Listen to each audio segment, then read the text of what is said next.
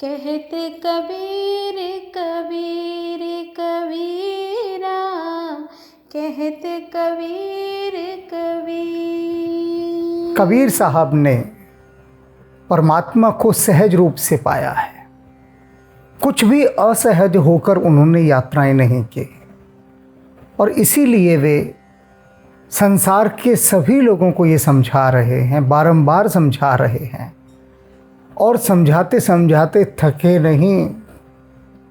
क्या समझा रहे हैं कि तुम व्यर्थ की बातें छोड़ दो, वे सारी व्यर्थ की बातें छोड़ दो जो परमात्मा को पाने में बाधक होती हैं। और इंसान क्या है? इंसान उन्हीं बातों में अटक जाता है, बाधाओं में अटकता है, बाधाओं में उनका मन रमता है और जो वास्तविक भक्ति है उससे वह निरंतर दूर होता जाता है, निरंतर दूर। लेकिन कबीर साहब तो इन सारी बारीकियों को जानते थे और इसीलिए वे हम सभी का मार्गदर्शन कर रहे हैं। करते रहें। मार्गदर्शन यहाँ ले कौन रहा है? किसे ज़रूरत है यहाँ कबीर की? किसी को भी नहीं, किसी को भी नहीं। बस किसी एक आध बिरले जने को कबीर साहब की बात फबती है, रुचती है, भाती है, क्योंकि कबीर साहब सारे बाह्य आडंबरों को तोड़कर रख देते हैं और जो वास्तविकता है उसकी बात करते हैं। संसार को तो बाहरी दिखावा चाहिए, तामझाम चाहिए, उन्हें कबीर साहब की सादगी से क्या लेना देना। तो यही कारण है कि कबीर सहज रूप से कोई पचा नहीं सकता। कबीर साहब को पचाना बहुत कठिन काम है, बहुत कठिन काम। तो आज कबीर साहब एक ऐसी ही सिखावन हमें दे रहे हैं। अगर हम सीख सकें तो सुनते हैं पहले कबीर साहब क्या कह रहे हैं। तन को जोगी सब करे, मन को बिरेला कोई। तन को जोगी सब करे, मन को बिरेला कोई। सब सिद्धि सहज पाइए,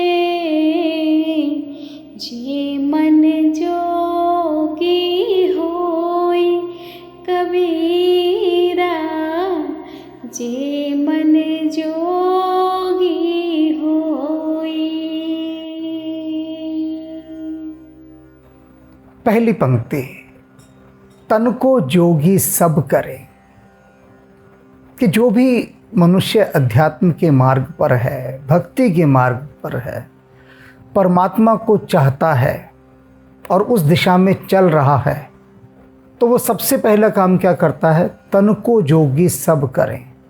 अपने शरीर को उस रूप से सजाता संवारता है कि वह भक्त दिखने लगे, योगी दिखने लगे।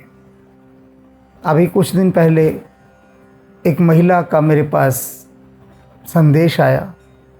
वह कहने लगी कि मैं एक आध्यात्मिक संस्था में गई, मुझे अच्छा लगा, तो मैंने उनसे कहा कि मैं आपके यहाँ नियमित आया करूँगी। तो उस आध्यात्मिक संस्था ने मुझसे कहा कि आपको इतने आकार का तिलक लगाना पड़ेगा और प्रतिदिन लगाना पड़ेगा, और हमारी संस्था में जब आएंगी तो ये वस्त्र धारण करके आने पड़ेंगे, हाथ में एक गुत्थी रखनी होगी, उसमें माला रखनी होगी और माला के मनकों को घुमाना होगा अंदर। यानी हमारी आध्यात्मिक संस्था में आकर आपको यहाँ का ड्रेस कोड फॉलो करना पड़ेगा। यानी जो हमारी वेशभूषा है हमारे इस स्पिरिचुअल ऑर्गेनाइजेशन की, उसके लिए आपको बाध्य होना पड़ेगा। अनिवार्यता है, ये कंपलसरी है कि वो पहननी होगी वो वेशभूषा, और वे जो सारे नियम हैं उनका भी पालन करना पड़ेगा। अब वह महिला मेरे से पूछती है कि ना तो मुझे माला में कोई रुचि है, माला फेरने में कोई रुचि नहीं मेरी कि माला फेरूं और मन के फेरूं। दूसरी, ना मेरी रुचि उस तिलक को लगाने में है, मेरी रुचि भक्ति में है। तो मैं क्या करूं? तो मैंने कहा आपने क्या किया अभी तक, ये बताइए। उसने कहा मैंने तो उस संस्था में जाना ही छोड़ दिया। मैंने कहा आपने बिल्कुल ठीक कहा, क्योंकि अगर कोई संस्था बंधन में डालती है, कोई भी संस्था, कोई भी इस तरह का आध्यात्मिक संप्रदाय जो आपको एक बंधन देता है, तो समझ लीजिएगा कि वह आपकी भक्ति रोक देगा। फिर भक्ति रुक गई। तन को जोगी सब करें। मैं अनेक इस प्रकार के लोगों से मिला हूं जो बताते हैं कि हमें अपने शरीर को डेकोरेट करने में करीबन 1-1.5 घंटा लग जाता है। यानी वो जिस भी मत को मानते हैं, उस मत के अनुसार उनके शरीर की सज्जा ऐसी होनी चाहिए कि दूर से देखते ही आदमी को लगे कि बड़े उच्च कोटि के महात्मा आ रहे हैं, बहुत पहुँचे हुए संत आ रहे हैं। तो वे कहते हैं कि हमें 1-1.5 घंटा लगता है। अब तुम ब्यूटी पार्लर नहीं गए, तुमने अपना पार्लर घर बना लिया, इस प्रकार से अपनी सज्जा करने लगे। तो तन को जोगी सब करें। कबीर साहब कह रहे हैं सब तन को जोगी कर रहे हैं, मन को बिरला कोई।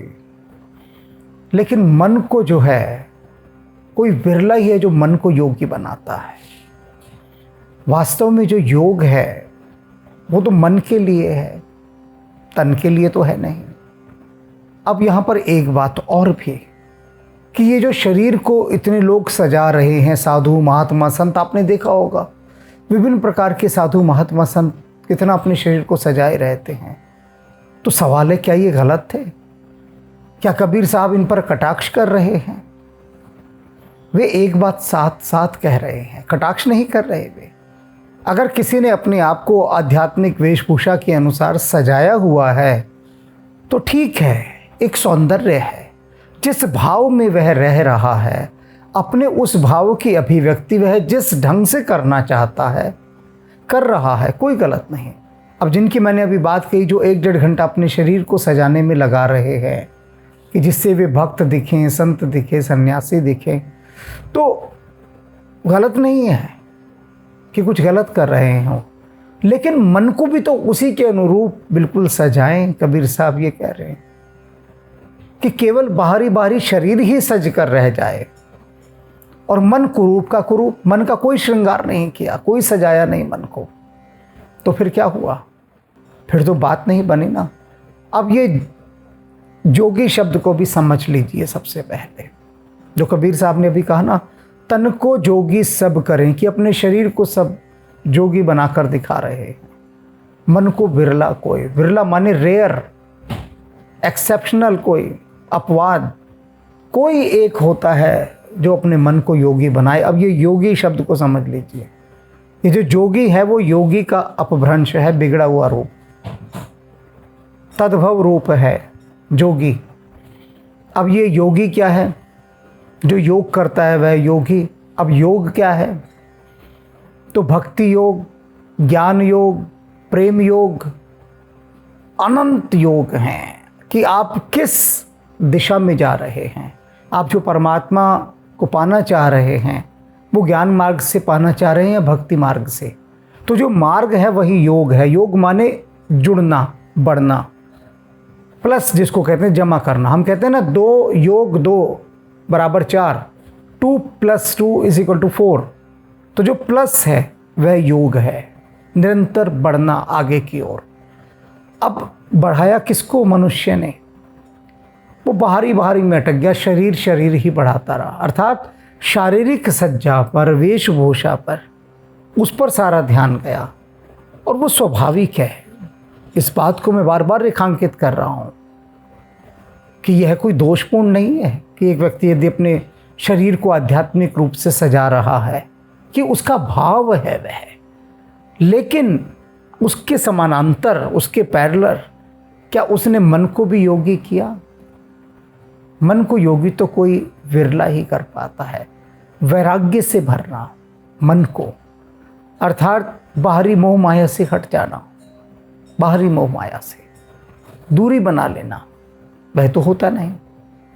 अब कहते हैं यदि कोई ऐसे कर ले तो जितनी भी प्रकार की सिद्धियां हैं वो उसे सहज रूप से प्राप्त हो जाएंगे। बिल्कुल, साधो सहज समाधि भले, सब कुछ सहज रूप से। अब यदि आप रैदास को देखें, कबीर साहब को देखें, गुरु नानक देव जी को देखें, भगवान महावीर को देखें, बुद्ध को देखें, ये जैसे हैं वैसे ही रह रहे हैं। इन्होंने कुछ भी अपने जीवन में ऐसा जोड़ा ही नहीं कि जिसको ये कहा जाए कि भगवान महावीर बैठे हैं आधा घंटा, भगवान बुद्ध बैठे हैं कि आधा घंटा अपने शरीर को सजाएंगे फिर हम बाहर निकलेंगे आउटडोर, या कबीर साहब, रैदास, ये तो जैसे हैं वैसे के वैसे दिखते हैं। कोई इन्होंने अपनी शारीरिक सज्जा नहीं की, उस रूप में नहीं बढ़ाया, किया नहीं। ये बात अलग हुई कि उसके अनुसार, उनका अनुकरण करने के अनुसार वैसे पहनावे आरंभ हो गए जो कि स्वाभाविक हैं, सुंदर भी हैं, क्योंकि फिर आदमी उस भाव में रहता है। ये भाव बाहरी चीज़ों से भी सक्रिय होता है, लेकिन वास्तविकता क्या है? जो बाहर की भी सज्जा हमने की, शरीर की सज्जा की, वस्त्र पहने, वो किस लिए पहने? कि मन को भी थोड़ा हम संकेत दे सकें, मन को भी थोड़ा बता सकें, समझा सकें। अब एक उदाहरण के द्वारा समझिए कि एक व्यक्ति है, उसने साधु का वेश धारण किया हुआ है, तिलक इत्यादि लगाया हुआ है, माला पहनी हुई है, और वो किस लिए? कि मन को अनुशासित करने के लिए, मन को ये दिखाने के लिए कि देख तुझे अनुशासित रहना है। अब वह व्यक्ति जो इस प्रकार, जिसने तन को जोगी किया हुआ है, वह सार्वजनिक रूप से कोई अभद्र हरकत नहीं कर सकता।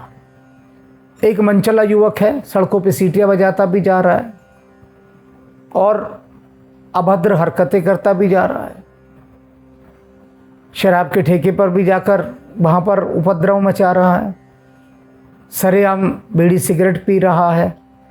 लेकिन दूसरी ओर वह व्यक्ति जिसने आध्यात्मिक वेशभूषा धारण की हुई है, वह अपने मन को मर्यादित करने के लिए उन बाहरी उपकरणों का आश्रय लेता है। मन को समझाता है कि देख तूने अपने तन को जोगी किया हुआ है, कुछ शर्म कर, ऐसी हरकतें मत कर।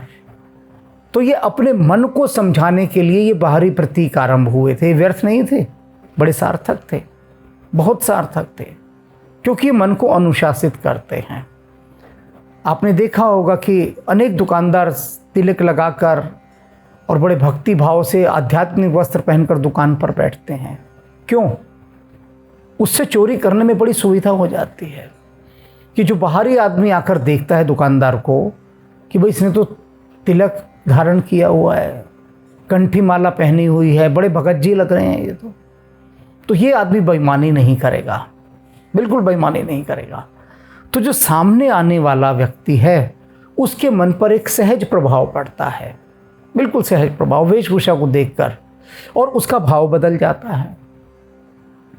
लेकिन जो दुकान पर बैठा है, यदि वह इन प्रतीक चिन्हों को धारण करके, यानी तिलक लगाया हुआ है उसने, माला पहनी हुई है, इन सब के रहते हुए यदि वह अपने मन को शुद्ध करके अपना व्यापार करता है, तब तो उसे सारी सिद्धियां सहज रूप से प्राप्त हो जाएंगी, क्योंकि उसने मन को भी योगी बना लिया। वह जो वहाँ भगत जी बनकर दुकान पर बैठा है, तो अपने मन को ये समझाने बैठा है, देख तुझे सिर्फ उतना ही लाभ प्राप्त करना है जिसे शुभ लाभ कहते हैं। किसी को धोखा देकर, बेईमानी करके अशुभ लाभ प्राप्त नहीं करना, क्योंकि देख मैंने भगत जी का रूप धारण करके दुकान पर अपना आसन जमा लिया है, इसलिए तू संभल जा। तो अपने मन को उपदेश करने के लिए, मन को अनुशासित करने के लिए ये सारे बाहरी प्रतीक हैं, ये सहायक हैं, लेकिन ये पाखंड बन गए। चीज़ बहुत सुंदर थी और है भी सुंदर, लेकिन जब वो चीज़ पाखंड बन जाए, धूर्तता के लिए उपयोग में आए, तब बात बिगड़ जाती है। और कबीर साहब देखते थे, अपने वक्त में उन्होंने खूब देखा, देख रहे हैं लोगों को कि भक्ति से तो इनको कोई लेना देना ही नहीं, भक्ति की तो कुछ बात ही नहीं कर रहे, बस बाह्य आडंबर, कर्मकांड, क्रियाकलाप और बस शरीर को सजाया हुआ है इन्होंने। क्रोध इनमें है, ईर्ष्या इनमें, द्वेष इनमें, घृणा इनमें और अहंकार।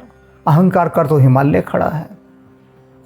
तब ये बाहरी जो प्रतीक चिन्ह है, तन को जोगी सब करें, तब कबीर साहब के मुख से निकला कि सारे लोगों ने तो तन को जोगी कर रखा, शरीर को ही सजाया हुआ है, मन को बिरला कोई। और ऐसी बात नहीं, कबीर साहब ने उन लोगों को नहीं देखा जिन्होंने शरीर को भी योगी बना लिया था और मन को भी योगी बना लिया था, लेकिन वे विरले लोग थे, बहुत विरले। तो इसलिए अपने आप को, यदि आप किसी भी सामाजिक या धार्मिक संस्था में जाते हैं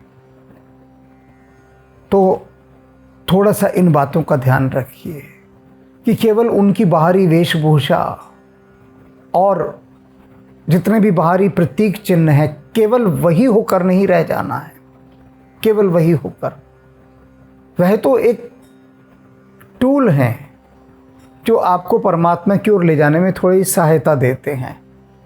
एक समय के बाद ये वो है ना, सुना होगा, छाप तिलक सब छीने रे मोह से नैना मिलाए के। ये सारे छाप तिलक सब छूट जाते हैं जिस दिन उससे नैना मिल जाते हैं। बस असली खेल तो उस रसिया के साथ नयन मिलने की देर है। बस फिर ये सब छाप तिलक सब छूट जाते, सब छूट जाते। तो इसलिए बस मन को जोगी करने के लिए प्रयास कीजिए। और मन जोगी कब होता है? जब उसको अहंकार से मुक्ति मिलती है, उससे पहले नहीं होगा। तो निरंतर सतत मन के अहंकार पर दृष्टि गड़ाए रखिए कि कहाँ मन अहंकार से छटपटाता है, तड़पता है, और फिर अपना एक एक्शन लेता है, और वही मन को रोक दीजिए। और जब ऐसे करेंगे तो एक समय आएगा, सारी सिद्धियां आपको प्राप्त हो जाएंगी सहज रूप से। कुछ करना नहीं होगा। सिद्धियों को पाने के लिए कुछ करना थोड़ी ना होता है, बस मन को निर्मल करना होता है। सिद्धियां तो स्वयं भागी भागी आती हैं अपने आप। जो रिद्धि सिद्धि हैं जितनी, सब भागी आती हैं। बस मन को इतना निर्मल कर लीजिए, मन को। और ये जो तन है, इस पर थोड़ा दृष्टि कम रखिए। यही कबीर साहब समझा रहे हैं। तन को जोगी सब करे, मन को बिरला कोई। सब सिद्धि सहजे पाइए, जे मन जोगी होई। कबीरा जे मन जो